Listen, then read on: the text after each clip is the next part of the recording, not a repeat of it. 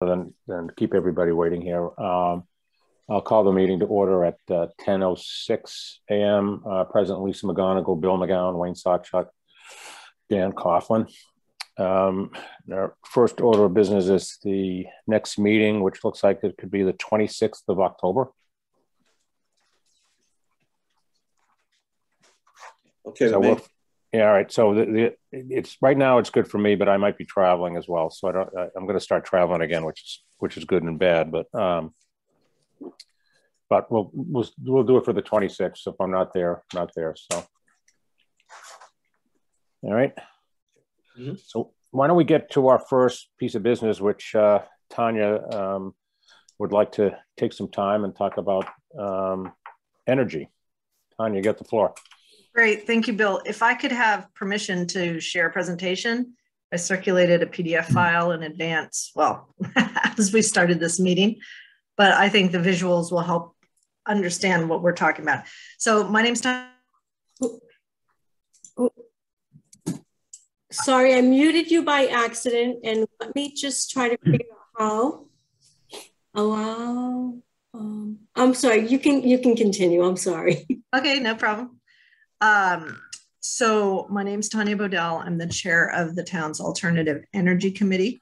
And one of the items we're tasked with from the select board is to address the reliability and resiliency issues, which we have in town tied to electricity supply. This is being done in the context of our everyday outages, which happen regularly, as we know, as well as in the context of hazard mitigation.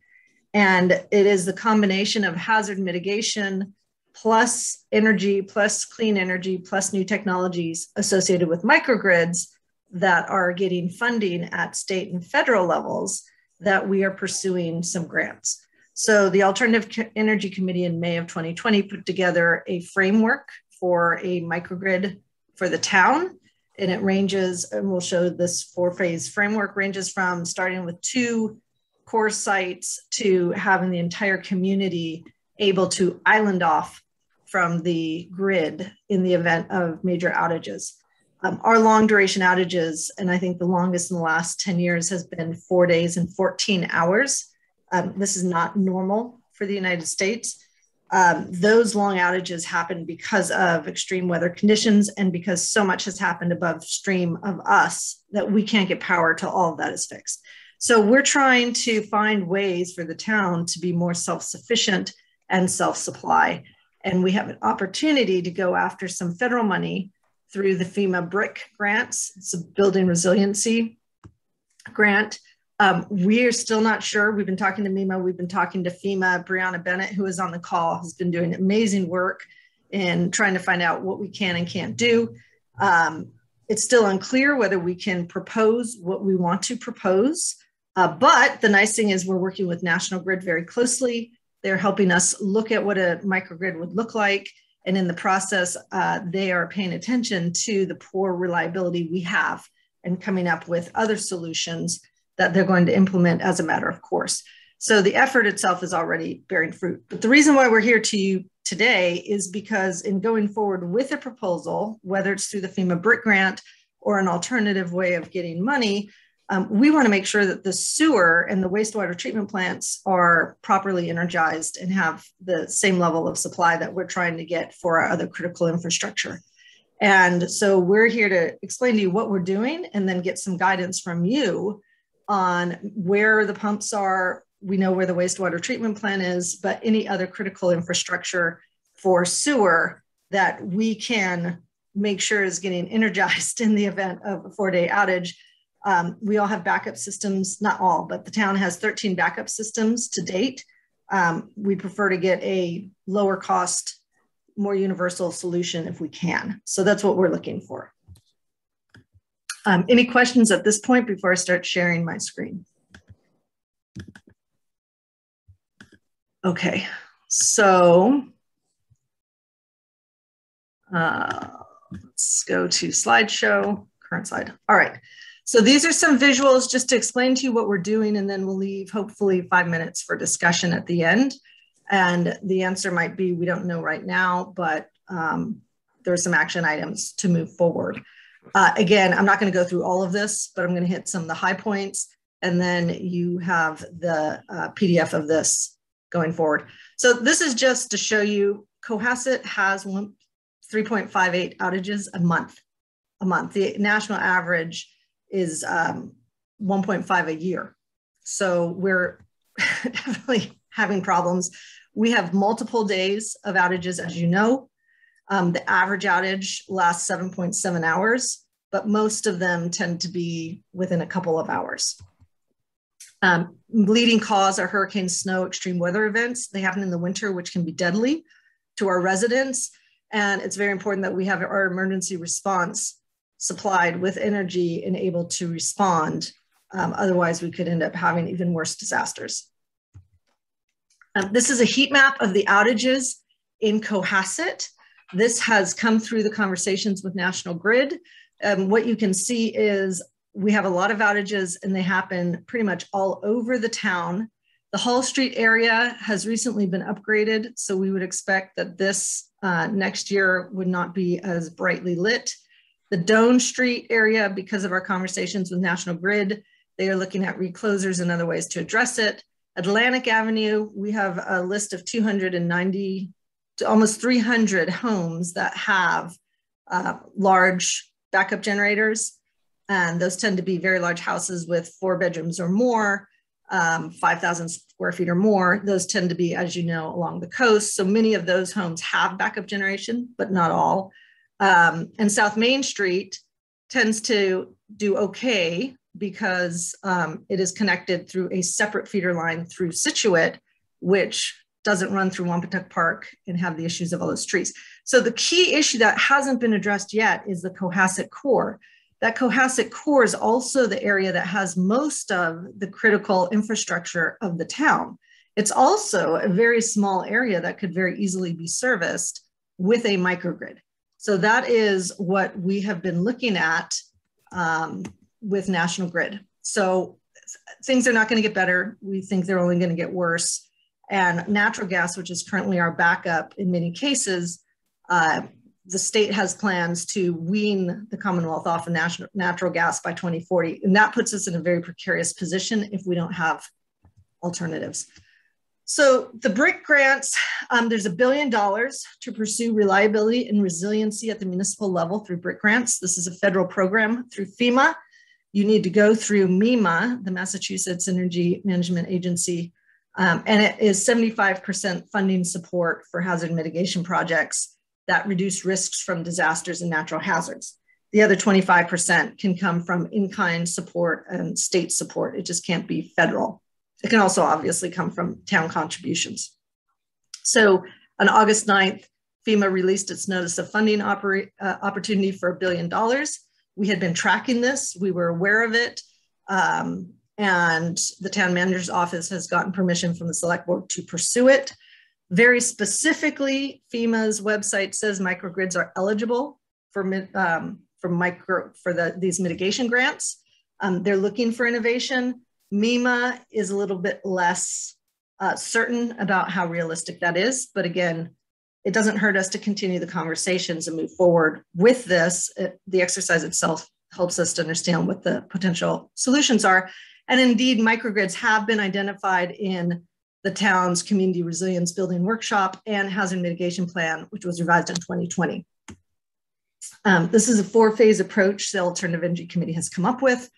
Phase 3 and phase 4 require National Grid to use their system or build new distribution wires over public rights of way. They have to be very involved, but they have to be involved at all stages. But they are working with us to look at a phase 3 mini grid, a downtown mini grid or a core mini grid that would address that center part of the town. As we said, it provides power to many, many essential services and key buildings for the town, including emergency response. We have talked to Glenn Pratt about this. He's been wonderful. This was the original idea 6 years ago. Steve Girardi and I drove around town and marked where we could do a downtown mini grid. We are now looking at something a little bit more expanded with National Grid, with some optional extensions that would take us down to the harbor But again, this is where we're talking to people to get feedback on what would you need. We think you have some pumps along Pond Street, which would be well served if we could energize Pond Street, but we're here to discuss that. So we did look at the 92 critical buildings, infrastructure in town that was identified in the hazard mitigation plan, and noted the ones that tend to be associated with you, and then looked at, of the different microgrid options we're considering, what would be covered. So this is where we're going to open it up to discussion, see if you have any more questions about what we're trying to do, what this entails, and then, and it might be as simple as what is a microgrid, if I haven't explained that correctly. And then we can talk about what, from your perspective, the sewer commission and wastewater treatment, you would need to be energized with a backup system in the town that could operate in the event of outages.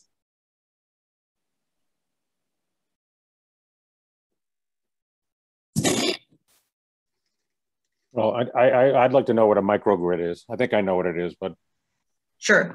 So a microgrid can be as small as a backup generator on a building. That's the equivalent of a microgrid.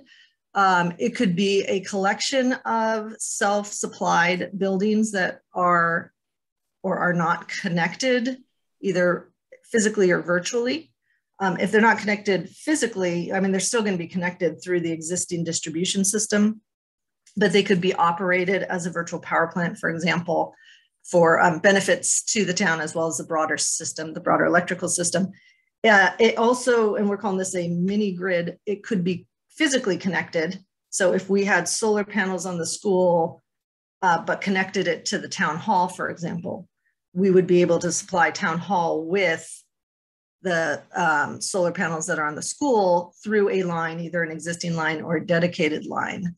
And that would be what we're calling a mini grid. And then if we were able to set the whole town up so that we could island off of the ISO New England system, we are calling that a muni grid. That would be a phase 4. We are small enough as a town, and at the end of the line, literal end of the line, surrounded by ocean and municipal light companies in Hull and Hingham that can't help us, that being able to island off and self-supply is like the ultimate resiliency and reliability. But we'd still have to deal with the fact that the trees go down and take the internal lines down. So although that would protect us from the outages upstream, which tend to be the long duration outages of 4 days, 3 days, 2 days, and often in the middle of winter, that we'd still have to address the internal outage issue if we wanted reliability.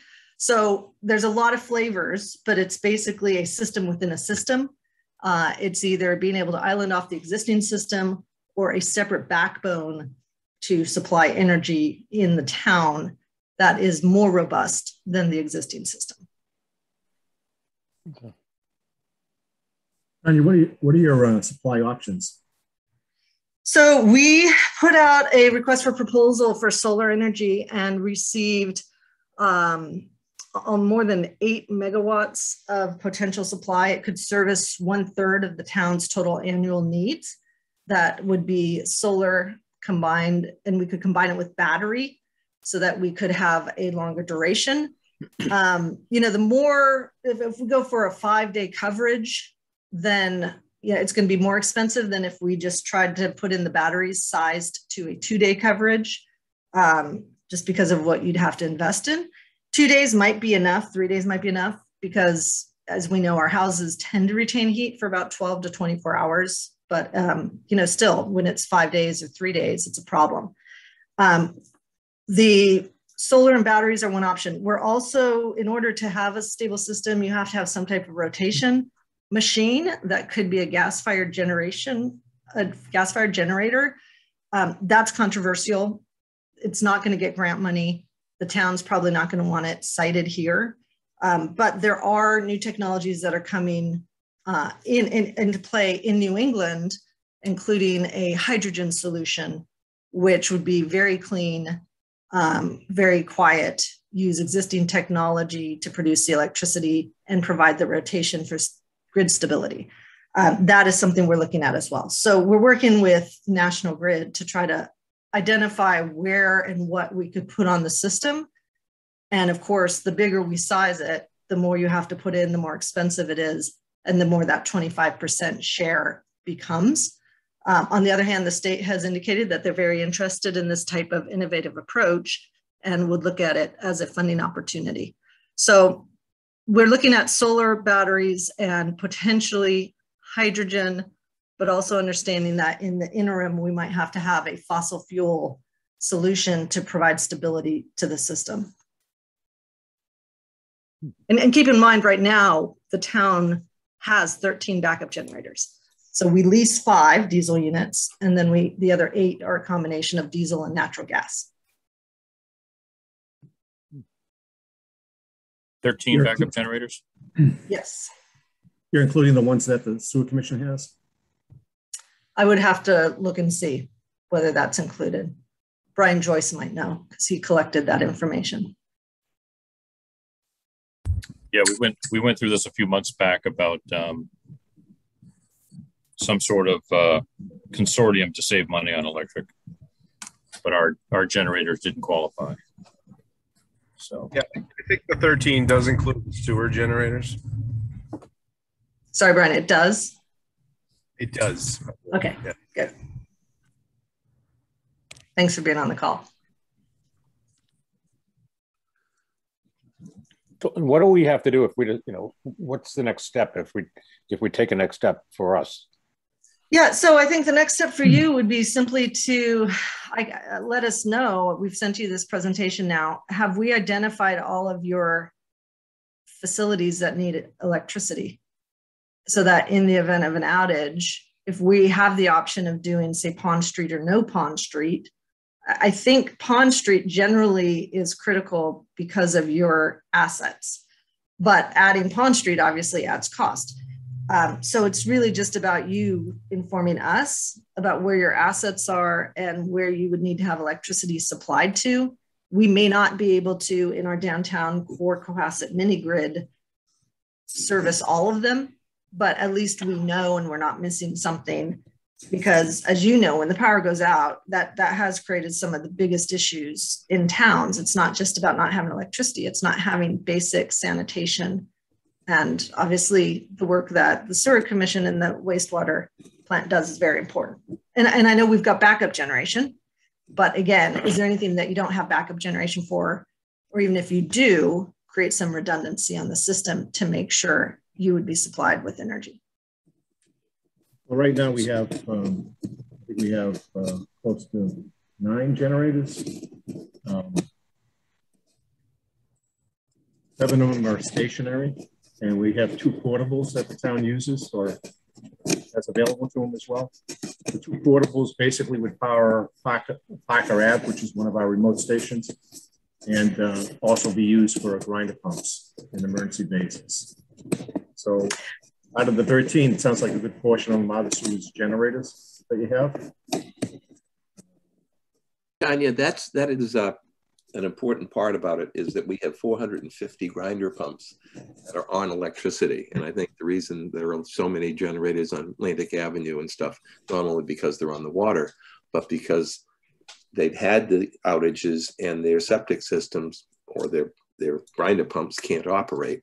And so they connect the generator up to their own pumps to keep that flowing. So it would be interesting for us to know which houses have the grinder pumps.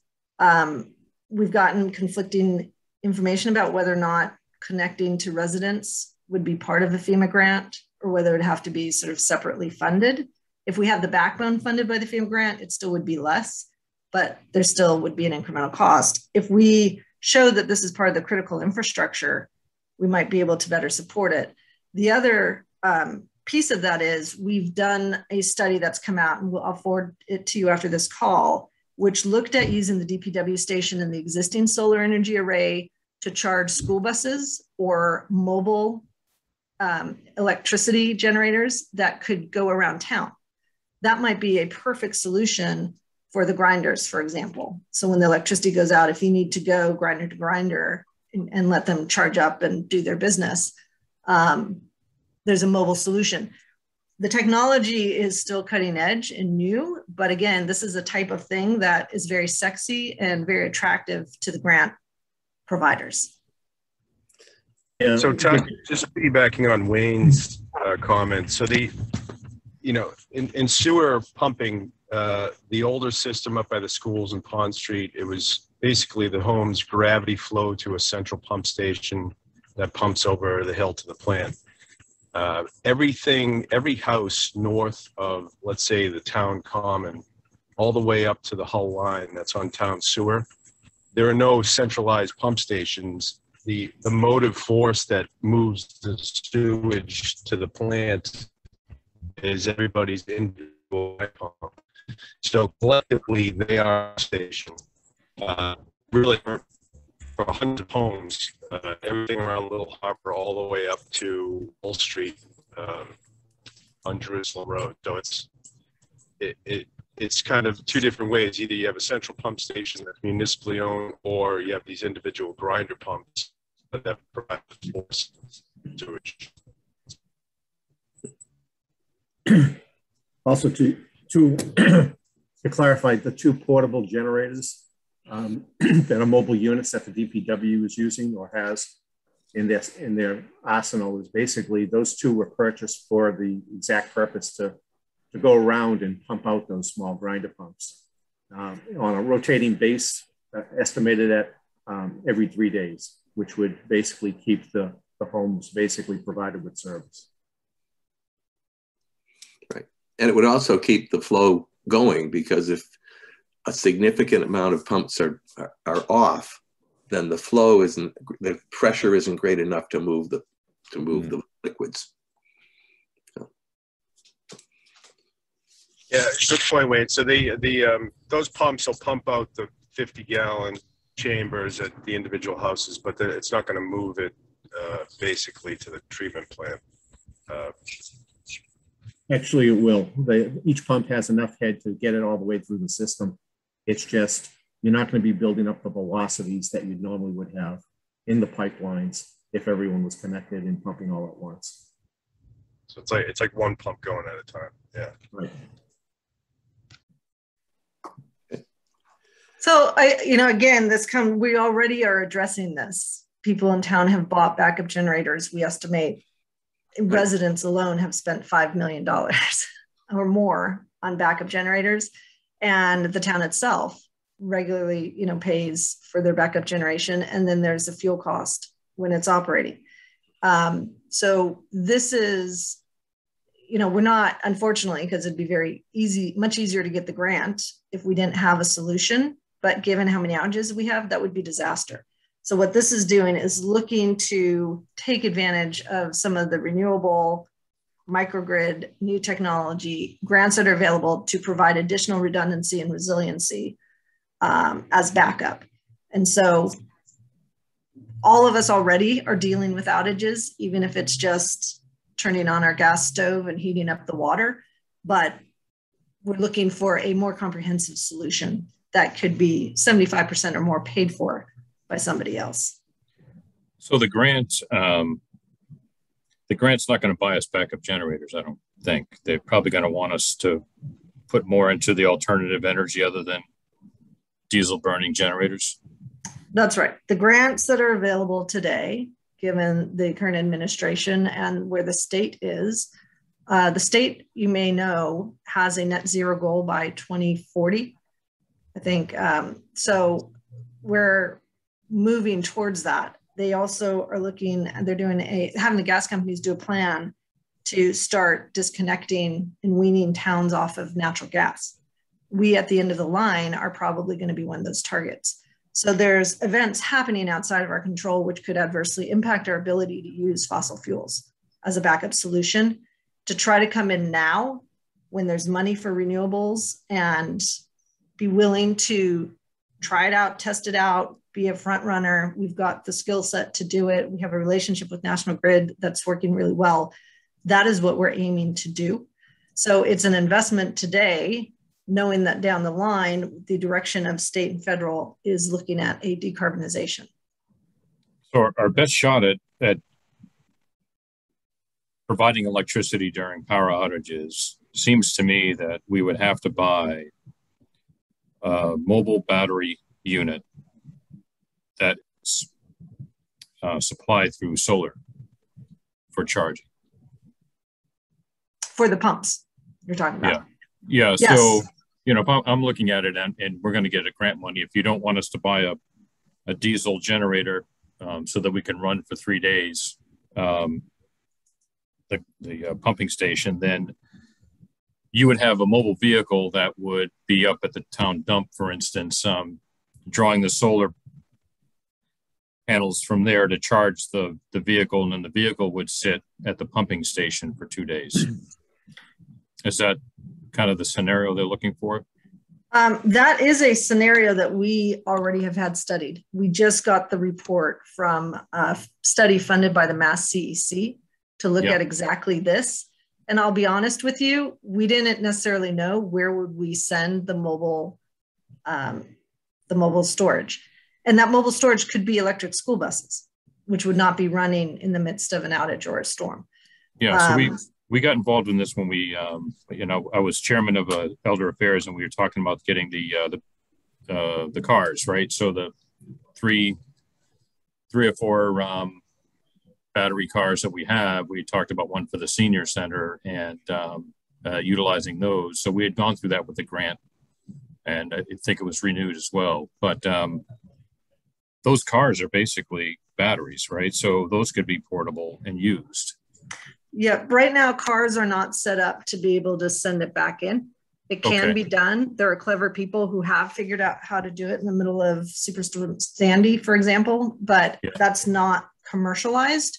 The electric school buses that can be used as mobile storage is still cutting edge, but there are examples and case studies and demonstration projects that have done it.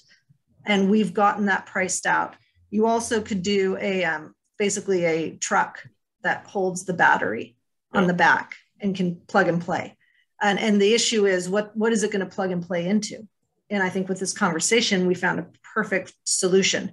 So the April of 2020, we put forward a request for that grant money for the study of the DPW station with mobile storage, plus police, fire, and Harborview as a microgrid compound. We're going to send you those reports. We have a final draft now. They're in pretty good shape, but they do a lot of backup and information about the pricing. So if that is something that is of interest to you, whether it's the electric school buses or a mobile storage unit for purposes of the wastewater treatment in the grinders, we definitely could put that into the proposal. Yeah, I think, you know, we would probably have to assess, let's say the last 3 years or 5 years or however far back you went, when we had all of these power outages all over town, you know, what was the effect on our wastewater treatment facility, and what was the effect on the, you know, primary pump stations that we have, to determine if there's this high level of need. Yeah, I think in the past, I mean, you have standby power generation at every critical infrastructure that you have. The only place you don't have it is on the individual grinder pumps. But the thing is, those generators are about 20 years old now. Like 2040, they're going to be 40 years old and ready to replace. And also, every single one of them is a natural gas supply. So they're not diesel. The portable ones are different, obviously. I believe those are gasoline, aren't they, Brian? You can chime in if you hear that. Yes, those are. So it might be diesel.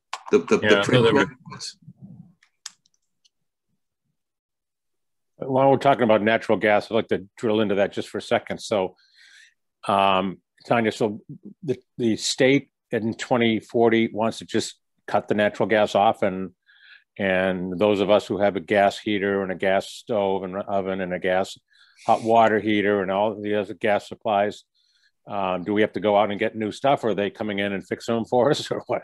No, and it's not as of 2040 you're cut off. They are looking at how to phase it out. So it would be a gradual process between now and 2040.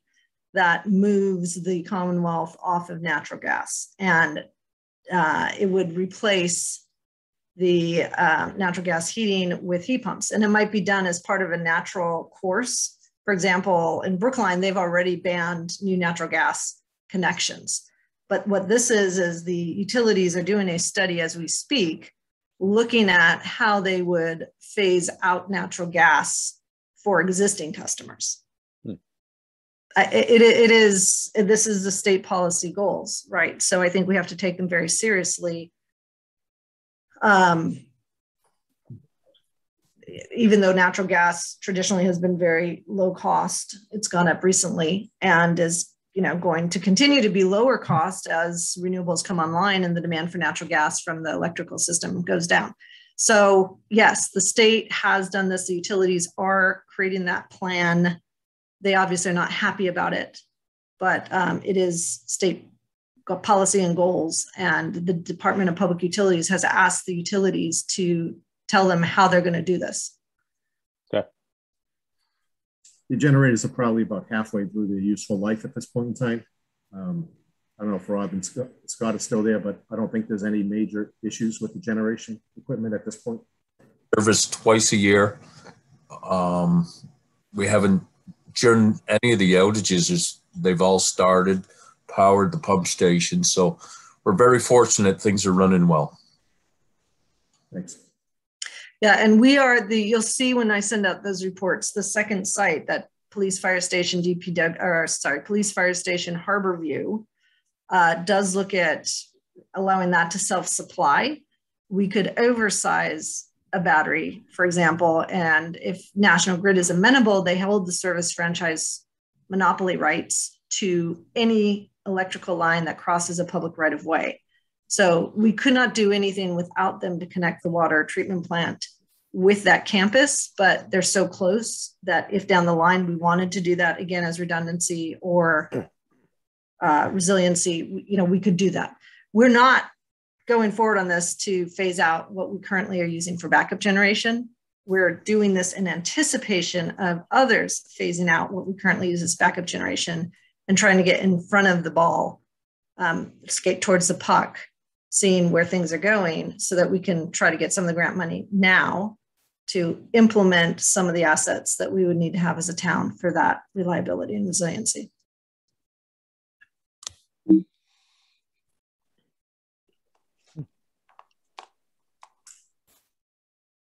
Well, I think we can certainly get you a list of all the grinder pumps if that's so. That'd be helpful. And we have a list of all the outages. So if you'd like us to send that to you, it's public. Or if you'd like us to analyze it, it's by street. So we know what's down and whether or not a critical infrastructure was impacted. Yeah, that would be helpful. Yeah.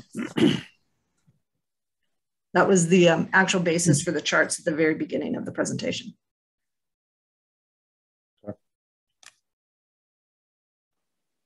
Anybody else have anything else? Anything else you want to add, Tanya?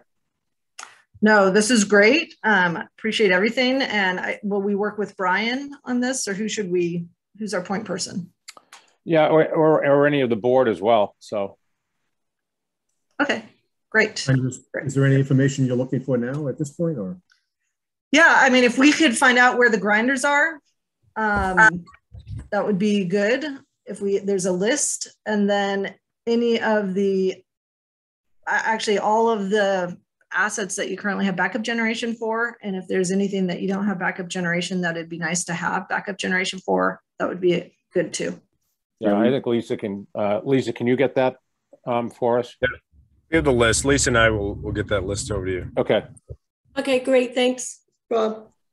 All right, great. So yeah, we're moving forward. We have some tight deadlines, so sooner rather than later, but thank you very much for letting us come and present to you and giving us your feedback.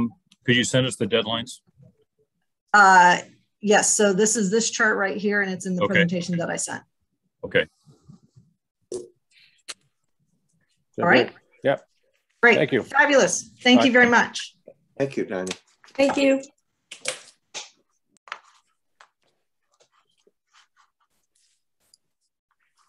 All right. Next on the agenda is the Mass DEP $1 million GAP 3 energy grant. Okay. I didn't see that. I'm going off of the agenda you put together last week, so I don't. Anybody want to take the lead on that one?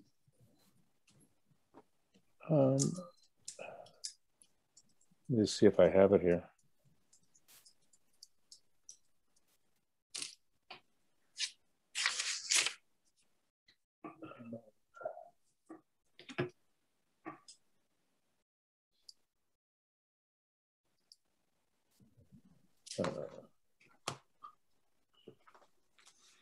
Oh, here we are.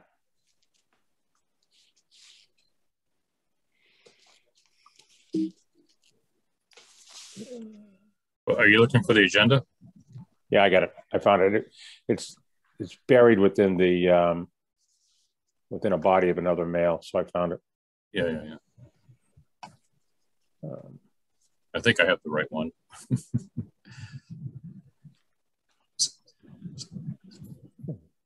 Let's see. The email from this morning had the updated agenda, and it also had the email that originated this, putting this on the agenda. From Michelle. This is the one from Michael DeBara. Yeah. So the agenda that was sent out at 9:06 this morning was the brick grant, which we just completed. Then the next item was the Mass DEP $5 million gap. Yep. And then capital budget, sewer connection after that. Yeah, I got that. Those guys. Okay. Yeah. You got it. Okay.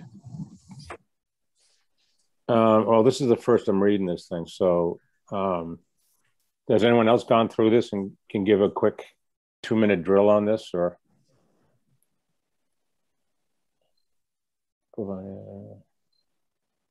So this basically looks like they want us to join the grant application. Is that what I'm reading? Well, if we had anything for it. So for example, in response to the email from Michelle last week, Jason was saying that they were doing the heaters at the water department were going to be upgraded. And so he was saying that would have been a good candidate. That'll be a good candidate for this grant. So if there's anything like that we need for the sewer department. Yeah, I think that might be something I'd throw at Rob as part of our capital plan. I mean, do we need any blowers or aeration, or reading some of the stuff that's on this letter? So in quick summary, Bill, the GAP grants, any municipality that spends, I think, over $100,000 in energy costs, electricity, is eligible for this grant program statewide. It's all energy efficiency. I know that the water department and Jason Federico is applying. One of the questions that we have is, can you apply collectively, or do you need 2 separate grants, one for water, one for wastewater? I don't know that answer. If eligible and we can put it all together, I think it would be great to go after blowers with variable frequency drives with dissolved oxygen probes. I mean, that's the major consumption of electricity here. Mm-hmm. We've talked about it forever. It's if you could get that program to go through, that'd be huge.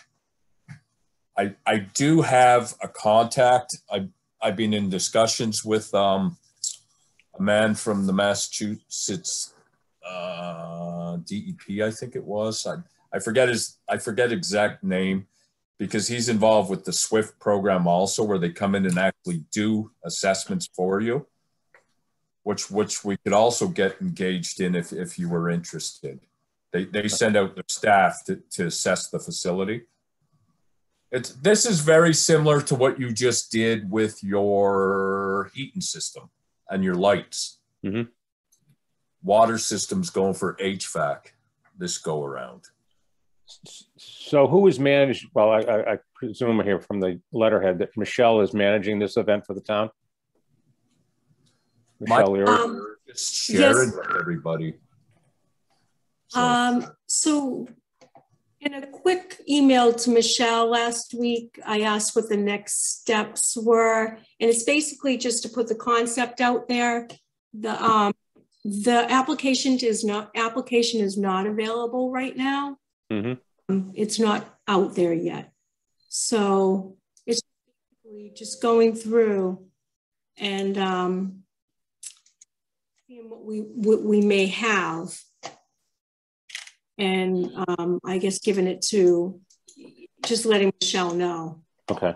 Well, to that end, maybe Rob, you could send us a mail that states, you know, just what you said, that the blowers, the variable speed blowers, and then maybe I would suspect they're going to want us to include some sort of an estimate, you know, what we think the acquisition cost might be. Maybe not, I don't know, but and then we can just submit it to Michelle and I guess see how she wants to manage that. Sure, and also I'm at a neighbor in town. We're working, like I said, with the SWIFT program where they come out and do the assessments. So I can get engaged in conversation and see what it would take to have them come to wastewater treatment plant to do the same, if you like. Yeah, I think we should. So yeah. Okay. Yeah, and you definitely spend 100,000, right? Oh yeah. Okay. Yeah. Unfortunately. Rob, Okay, the only sure. question is, do you think we're going to need additional aeration capacity? I know the new membranes are kind of a little bit more intensive as far as air. So that'd be the only thing I'd be concerned about is, you know, if we do replace them, that we look at potential for having more need. Yeah, I agree with you, Dan. These membranes definitely take more air than the previous version, without a doubt. I'll get engaged with conversation and I'll keep you guys posted as we go through it. Okay. All right. Anything else we need to do on this?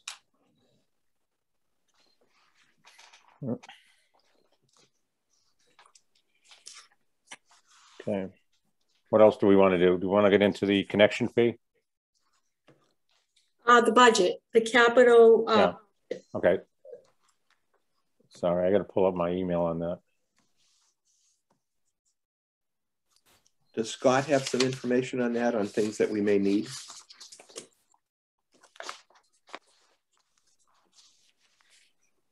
Scott actually went to Tupelo pump station with Hayes Pump to get pricing on replacement. Okay.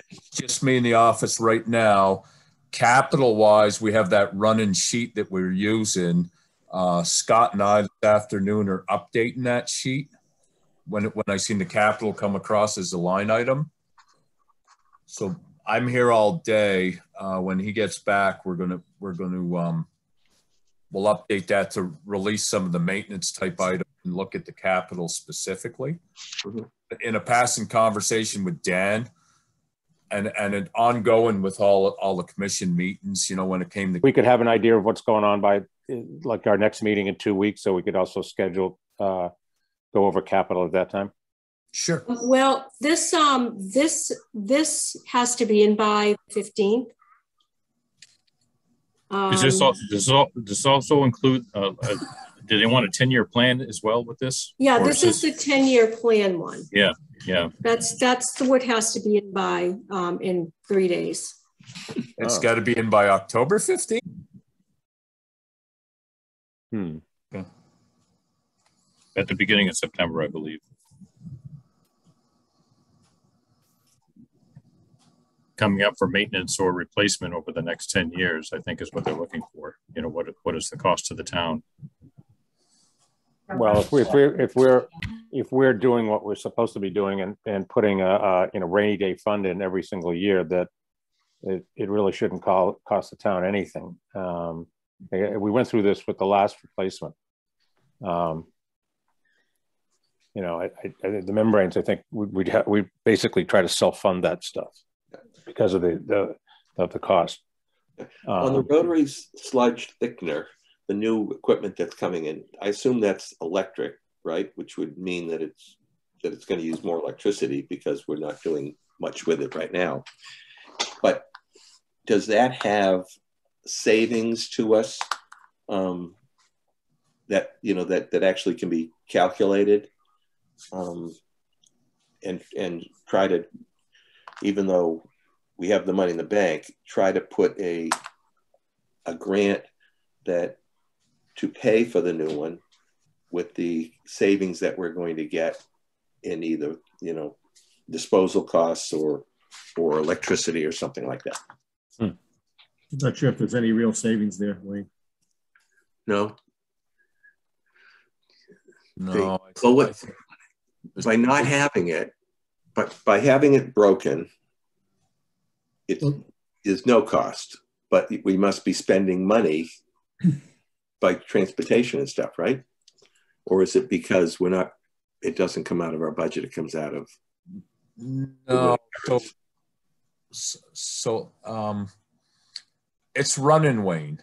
It's 20 years old, plus or minus. Right. It's just aged and in need of replacement. The money was already allocated from the town at your meeting. Right. Capital session.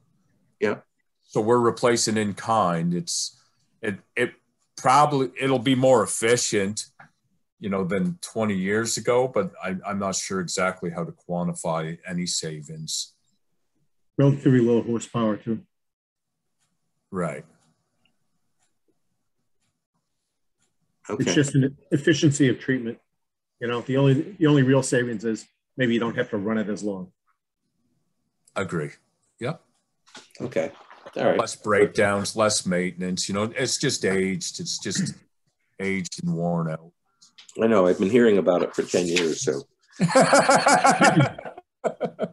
it's still running. It's out to bid as we speak. Okay. Bids are due, I think, next week. Rob, how are the roofs? Are the roofs of the main treatment building and the blow building and the influent pump station, are those in fairly good shape? The roofs, yeah. Tetra Tech redid the other one. The Right. influent pump station roof needs to be looked at, though. It's leaking over the influent pump station, so we'll be reaching out to Tetra Tech. That's just I think a membrane repair similar to the other one when we did the main building. Yeah. They're actually in pretty good shape. Okay.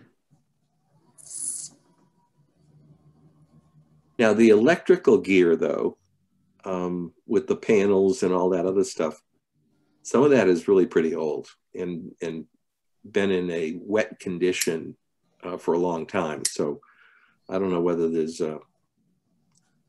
we need to do anything with upgrading the any electric panels and stuff.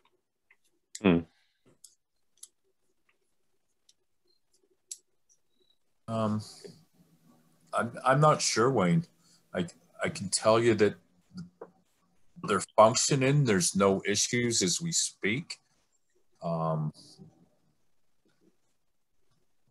They seem to be working well. We haven't gotten someone like ESCO to do, infrared testing and stuff. We could certainly do that as a maintenance related item.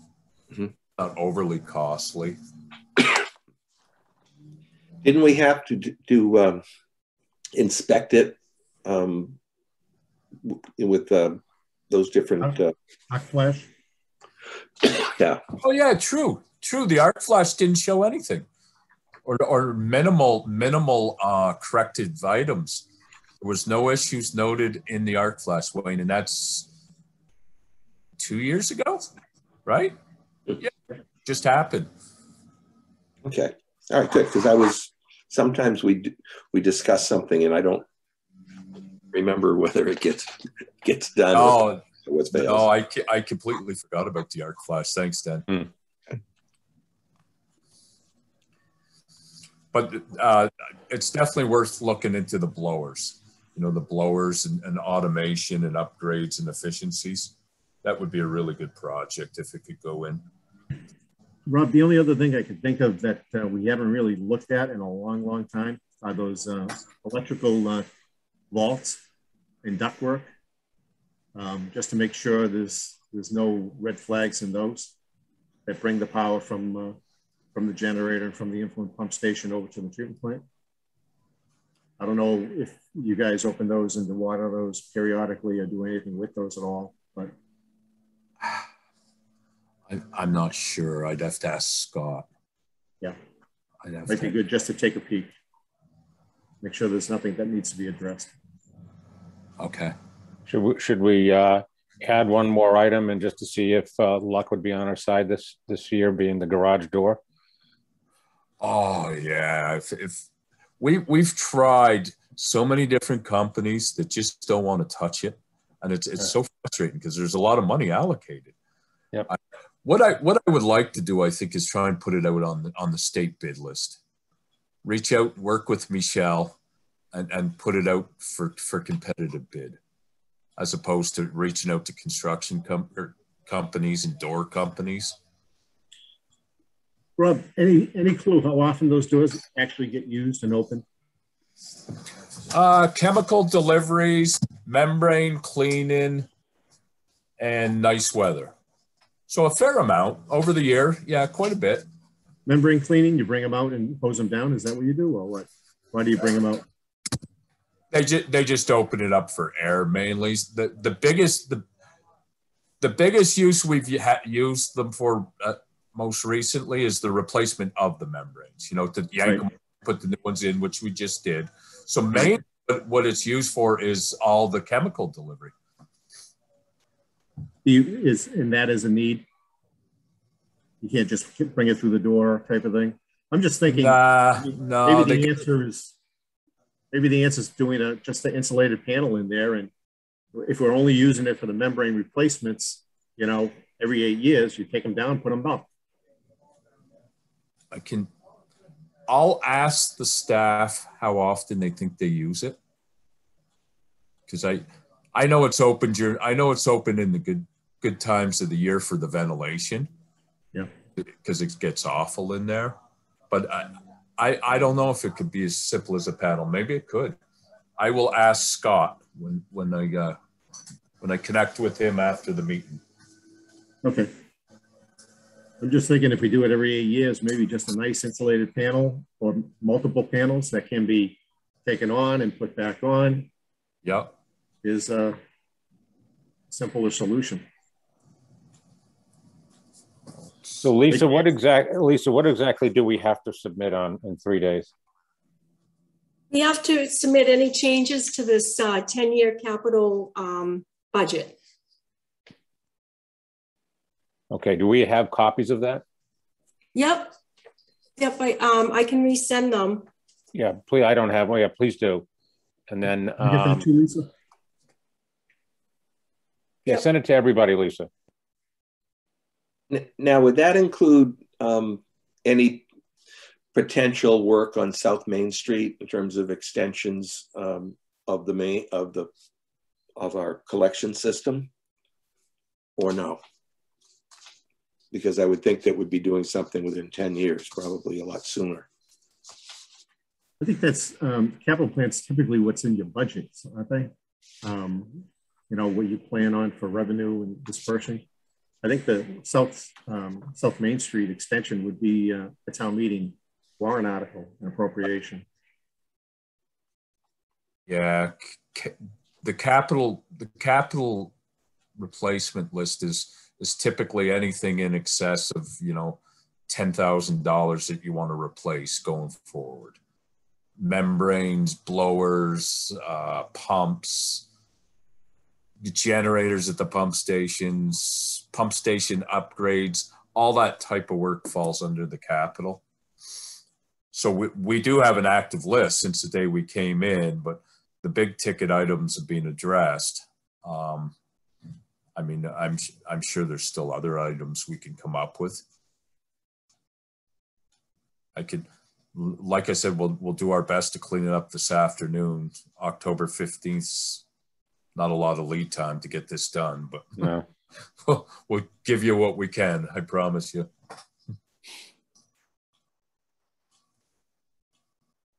All right. Okay, and you can circulate it to us and we could sort of think of something else too, Sure. without holding it up. And Lisa, this inevitably goes to what, the capital budget committee? Is that who's requesting it? Yes, I believe so. Okay.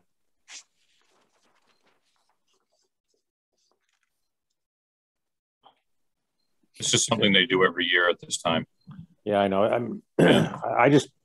I must have just completely ignored it or something, because I don't remember seeing anything. But that's another story. All right. I mean, we can put something in there. I mean, my understanding of the capital budget, this is not written in stone, but giving them an idea of what we're looking at that we can then fine tune before we actually exercise it. So. Yeah, I mean, they just want an understanding of what the needs are for the town over the next 10 years. Yep.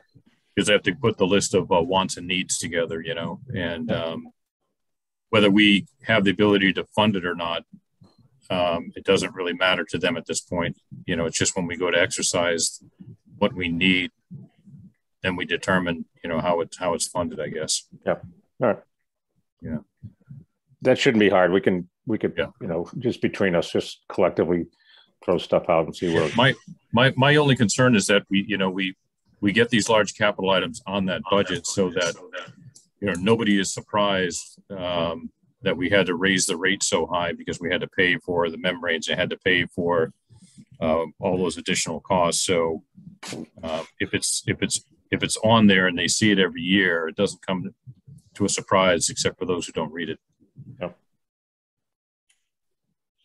Okay. Just sent it. Could you just check your email when you get a chance to make sure you got it? Mm-hmm. Yeah, I got it.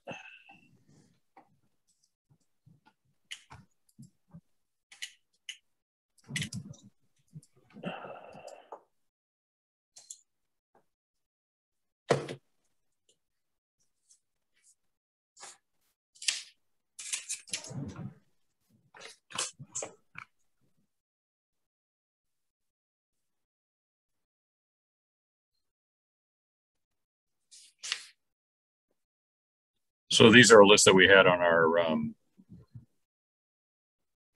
our budget. So we just move the dates to where we think they get moved out to, unless somebody's already been replaced. It seems pretty straightforward. Yeah. Everything was 2019, so. Doesn't look like we have anything in 2022. No. Yeah. Yeah, I think we just put the membrane replacement and whatever else we think we can get, because a lot of this stuff has already been done, except for the doors. Yeah, I forget what you said the maintenance was on the membranes, but if you replace 100% of them in one day, or do you replace 20% of them every other year? I don't know. Yeah, we did 50% of the system in 1 month, and then about 5-6 months later, we did the other 50%. So it's 100% replaced. 100% was done in 1 year, though. Yeah. Yep. Okay. And it's you should shoot for 10 years. Be projecting capital for 7 years. So years, 7, 8, 9, you gather up the funds and then you start replacing in 10. This go around, we were, I think, at least 12 years into the membranes. So they were well past their useful life. Yeah. So I think we just throw $1 million or whatever we think it's going to cost us out 10 years from now and see and leave it at that. Yeah, I would put it 7 years out. That gives us some 3-year contingency before they actually expire. We don't want to get the money and find out we can't use them. So, yeah. Well, remember we're self-funding it, so by that period of time we should have it anyway. Okay. And but yeah, that's 7 years is probably fine. Yeah, I don't have a problem. I don't know what else we want to add in here other than the garage doors.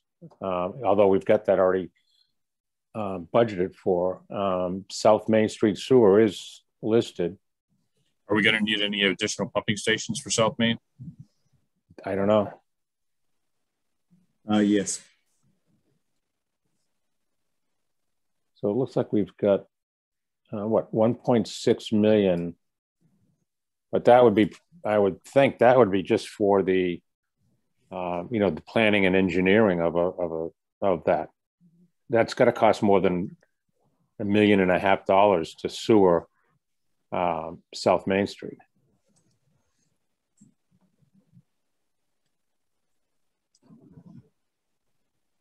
Right. Well, Yes. majority of the funds come back in as privilege and hookup fees, but certainly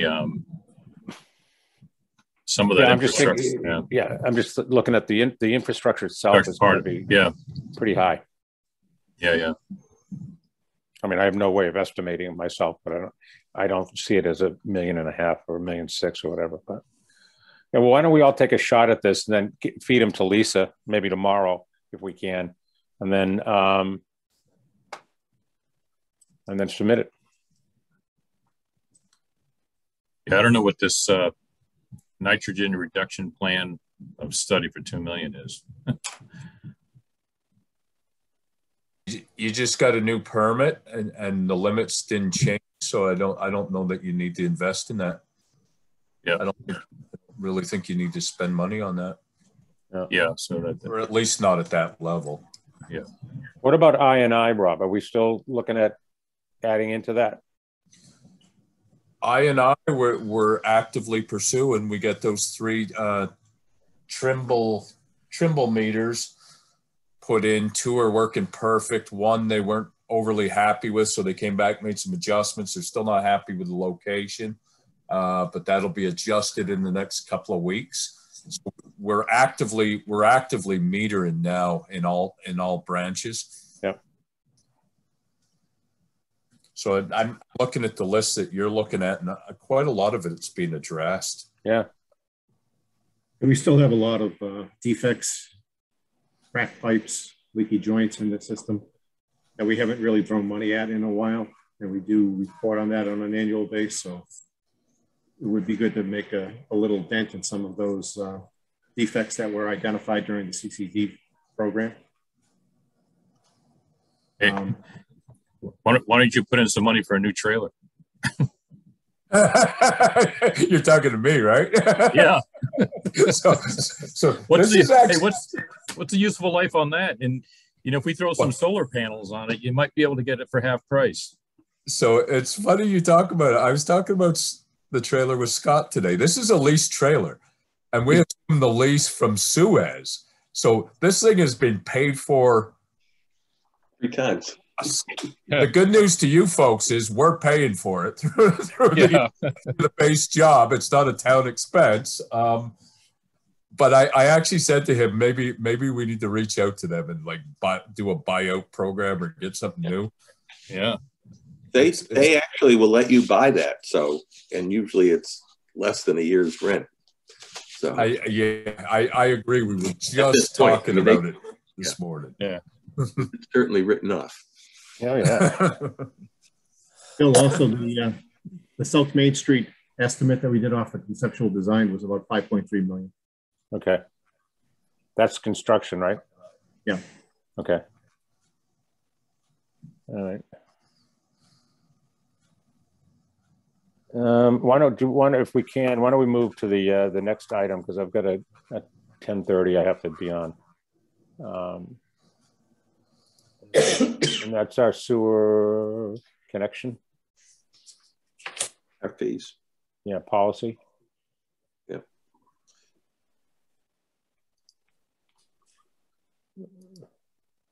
So I think Wayne from the last meeting had submitted some changes that he was looking at for that privilege fee document. Mm-hmm. I'm not sure what the status was of it, so wanted to talk about that, and also the application. And I think with what drove the privilege fee being on the table right now is I just wanted to make that one change on there, given a deadline for payment. And I'm not sure if that was voted on, because originally we were doing 60 days from the time the application is approved, that they have to have full payment for the mortgage fee in. And didn't the attorney ask for it to be put on the application as well, right? Yeah. The only thing I see on this, Lisa, is that if you get down to the 1, 2, 3, 4, the 6th point there, the issuance of the sewer, it's in 2 places. The sewer permit, it's perm it. And it's all the way through. I don't know what, it must have been a, there's some sort of an, it doesn't like the word permit on my sheet anyway. Yeah. Huh, it's all over the place. We still are carrying that recorded deed easement, which I don't think is right in terms of stipulating the lot is not further subdividable. The sewer connection is site specific and non-transferable. You know, I would agree. So just the taking out with a recorded deed restriction stipulating the lot is not further subdividable. Period. Does anybody? Yeah, I would agree to that. Yeah. Yeah. Yeah. Which point was that again? First point after your dollars. Okay, so we're getting rid of what you have there, where you have only underlined. Yeah. Okay. It's just going to say you're going to eliminate with the recorded deed restriction stipulating the lot is not further subdividable. Period.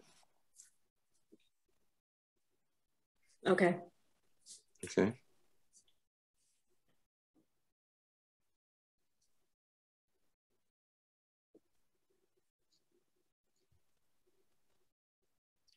Are we okay with this, with that one change? I am. Yeah, I'm fine with it. I'll make a motion that we approve this. Okay. Second. Before you go on, so this has been in the fee is paid in total 60 days from the date of board approval. Are we changing that to 90? Or is that? I'd 60. I mean, it doesn't matter. I'd say 60, but you know. Yeah, I mean, they pay within 60 days. And then we had that long discussion about when does construction begin. So paying the fee in 60 days is fine. The question is, you know, how long do they hold on to the permit? Well, that's the point. I mean, I don't think we have to get into the construction business. I think we just have to be the ones who are managing the actual permit itself. Okay. You should say within 60 days rather than just 60 days, because it sounds like you write the check on the 60th day. Yeah, that might be better. Yeah, that's it. Within 60 days. Okay. Yeah. All right. So I'll make a motion that with the changes that we've just discussed, that we approve this policy. Okay. Second. Do a roll call. Bill McGowan, aye. Wayne Sawchuk, aye. Paul Kearse, aye. Okay. So Lisa, that brings up our another subject, and that's our friends on is it Parker Avenue? Parker Ave or on Border Street? Right. Maybe I have the wrong damn street. On the harbor, Deskies? right? Yes. Yep. I don't know how I had a brain event on that. Yeah, that's 75 border. Yep. So we should probably bring them in with our attorney at our next session. Okay. And then get this over with. One way or another, they've got to pay. Yeah, why don't you just have the attorney handle it though? Send them a letter. Yeah, we could do that. That's Otherwise, a good idea. Just yep. in a yeah. You know, they investigated that it's due. We're doing the right thing and all that, and fair and everything. So it should be, if we don't get a response from the letter that Lisa sent out 2 weeks ago, then we should have the attorney respond with a lack of, you know, lack of response from them. This is what the deal is. And if you don't do this within a certain period of time, we got to do that. All right. So shall I contact the attorney and have him handle it? Yes. Yeah. Yep.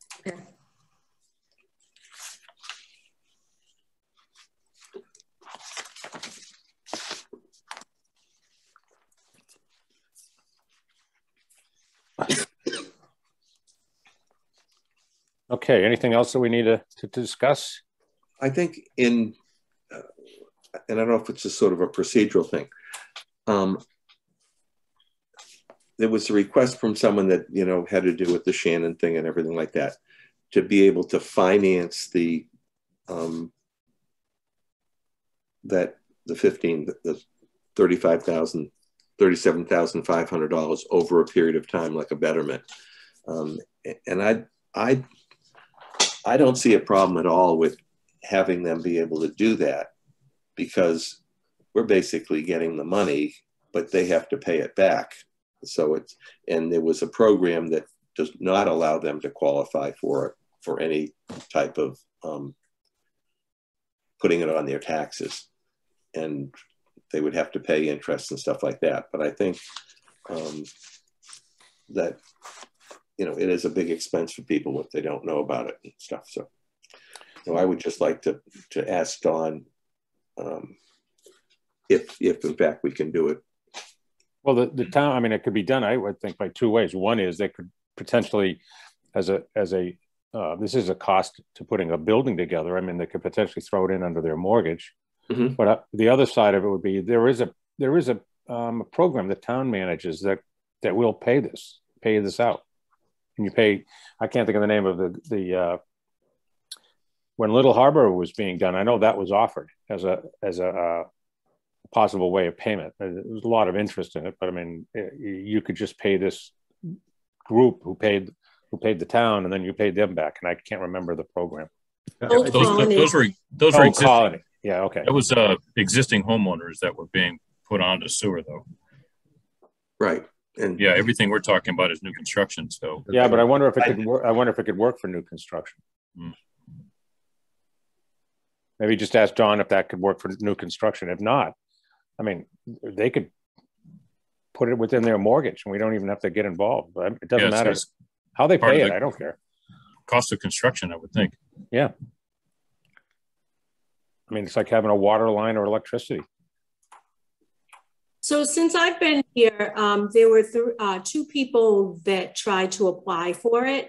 One got approved, the other did not. The one that got approved was 120 Pleasant Street, and it went through. We got the check, and it's on a betterment. The other one was 80 and 90 Black Horse Lane. And I was thinking maybe they didn't get approved because they're developers, but they were denied. They were denied because if you read the data and the certifications you have on that application, they can't, it does not allow for that. It has to be the repair of a septic system or the connection onto the town sewer system if available for existing houses. Okay. And so, in other words, that was an example of someone that, you know, they're paying for it. It's just that we got our check in full up front rather than having it amortized over a certain period of time. All right. So anyway, I would just, you know, sort of like to talk to Don about it and see. Yeah, no, I don't disagree. See what he has to say. Yeah. All right. Thank you. Anything else we need to talk about?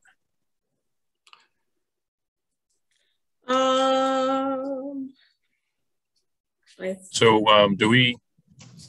does the sewer commission only submit an annual report for the annual town meeting? Do we submit any type of report for the fall town meeting at all? That's coming up in December. That gives us only November. I don't think so. No, I don't remember. No, usually. Okay. I don't think we had anything for that. Wayne, you had wanted to talk about Route 3A. Yeah, and I'm glad Brian's on too. I understand that the water department, you know, of course, this is the section between Beechwood Street and North Situate, and I've been concerned for the future about whether or not we can have some sleeves and stuff put in. You know, the engineering is literally all done, but the project isn't going to happen until 2024 or something now. But maybe that changes if the federal government gives out more money and lets it be used earlier. You know, something is going to happen in the next 10 years or so with areas of 3A and areas of Brewster Road and things like that. And I think that, you know, we should be able to look and see whether or not we could piggyback some of the stuff the water department's doing when they putting connections across the street, you know, and a new main the whole distance. It came up from someone that maybe we could use the old water main as a conduit or a sleeve to put a forced sewer line in. And I sort of thought that was a little strange, but I don't know. But should we be looking at projects like that with putting in sleeves, going through those intersections, or thinking about the future? Is that a question for me? Yeah. Or just in general? So. Yeah. So, I mean, I guess everything, we're talking about this on multiple fronts with Tanya left earlier. They're talking about, you know, should we put conduits down streets for future use of burying the electrical? And I guess I'll just say this, everything, it comes down to the bottom line, the funding. If you appropriated and funded a sewer line to go up that length, then we could put it in the project. The Water Commission is using it as a non-participating cost and replacing in kind their existing old water main through there that's asbestos and I think old cast iron. So it's part of their water main replacement. If there was a sewer main, if that's what you're suggesting, to go up either one side or the other, it would have to be, you know, a vote and appropriation. It comes down to the money. So the design is complete. They have, you know, it going from Henry Turner Bailey in Situate all the way past Beechwood Street for a couple of 100 feet, including the lighted intersection. And I think construction's slated for 2022, 23, roughly. So if there was something the commission wanted to do and put in sleeves and things like that, it would have to be funded. And, you know, we'd have to put, it's kind of like the 11th hour right now, as far as design goes. They've been doing this for 7 years, I think, going through the tip process, but it can be done. You know, the shovel hasn't hit the ground yet other than some test pits. Dan, do you have any comments? Well, I mean, typically you have to have an active plan. Your only active plan project now is South Main Street. I mean, if it was a simple thing to just put them in or use the old water lines, I like that. I mean, you could cap the old water lines, leave it in place so long as it's not the AC pipe. That might provide enough, you know, diameter for you to sleeve across a certain area. But I mean, generally, communities don't fund additional construction work unless they have a planned project on the books. And at this point, your only expansion to max out capacity in your plan is basically the area along South Main Street. You know, to take that Route 3A area, that's heading back towards a regional solution, I think, or a satellite treatment plant, which is still pretty far down the road. Okay. And conceptually, I think Brewster and Wedgwood area, we were talking about, you know, maybe pumping that back across the tracks to South Main Street. I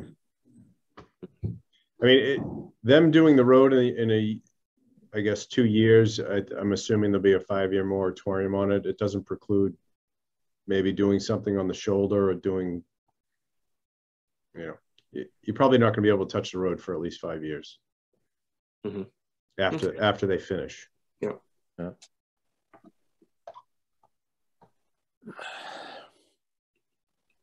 Okay. So I just show you, you know, part of the microgrid, they were talking about, you know, if we do microgrid and in a dream, the perfect scenario, we'd have underground buried conductors, electrical wires, you know, and safe conduits under the ground. So why don't we put those in right now in anticipation of doing this in the future? And, you know, the cost of that kind of stuff is, you know, it's like $5 million a mile. So it comes down to, everything comes down to the funding for it. So if there was funding for this or any other kind of future use conduits, I think whether it's a grant or other, I think that's really the critical thing more than just the idea of it. Okay. I mean, maybe you look at, you know, what's the old cast iron pipe and maybe leaving certain portions of that for sleeves, you know, abandon in place, plug the ends. Yeah, I'm not sure if it's a replace in the same trench or if it's probably going to be a different trench. So yeah, we can save portions as much as we can. You definitely put that request in. Okay. All right, thank you. So the only other thing that I had was regarding, I think it was 80 Black Rock Road. I had sent the commissioners the email last week regarding their building permit. So they were approved for a 4-bedroom sewer connection, and based on their building permit application, which had 4 bedrooms. So in the meantime, they had sold the property and or are in the process of selling the property. And there's been design changes on the building. So I've now counted 6 bedrooms, and John Hallen agreed that that what I'm calling a bedroom is indeed can be used as a bedroom. And so obviously they're not happy with that because they did already pay the $37,500. And it's Art and Deb Avila, the builders or current owners in process of selling. And they had some questions because they said in town history, they've never, you know, they want to understand what constitutes a bedroom, blah, blah, blah. So that would be something for the building department, obviously. Yes. But what they were saying was it's just 2 people, they don't have children.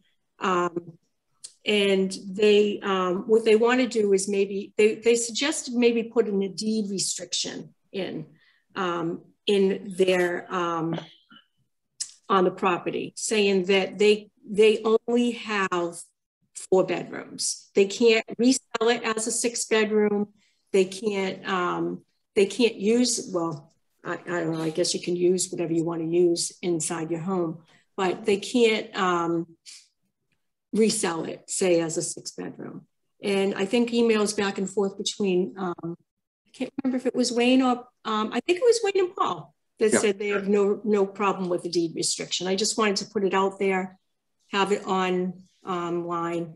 And I think that is the best thing to do because they can't really sell it. You know, someone's going to do a title search and that's absolutely going to come up. And then they're going to want to have it verified that, in fact, it is conforming.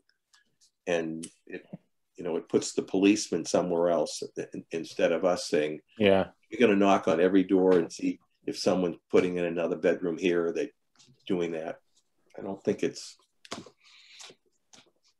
I just think that my recommendation is that they've offered that. I think it's adequate to protect the town and them. Yeah, I agree. So how does that go about? Who puts the deed restriction in? They will prepare it, and then our attorney can approve it, and then it'll go in. Okay. Then it gets posted. Okay. Okay. I'll confirm it with them. Paul, you said you were okay with that too, I think. Yeah, I'm fine with it. I agreed with Bill, though. I don't, this is somebody else's, some other department should be telling us if it's a 4-bedroom or a 6-bedroom home on a regular basis. I don't think we should be in the business of, deciding what people do behind closed doors. So, if somebody comes with a sewer permit in front of us and it's a 4-bedroom, it's a 4-bedroom, I don't. Right. Yeah. And I think that the applicant really can have it so it isn't a bedroom. I mean, you don't put doors on, you don't do this, you don't do that. But I think, hey, we're seeing offices, we're seeing, gymnasiums and these things that I think are totally fine and shouldn't be called a bedroom. However, if you have a first floor that has a room called an office or a den, and there's clearly a full bath connected to it. Yeah, I think we're the sort That's of questionable. where, this particular incident, I agree with the remedy, saying moving forward, I think the building department can determine how many bedrooms the home has, and then we respond to it with our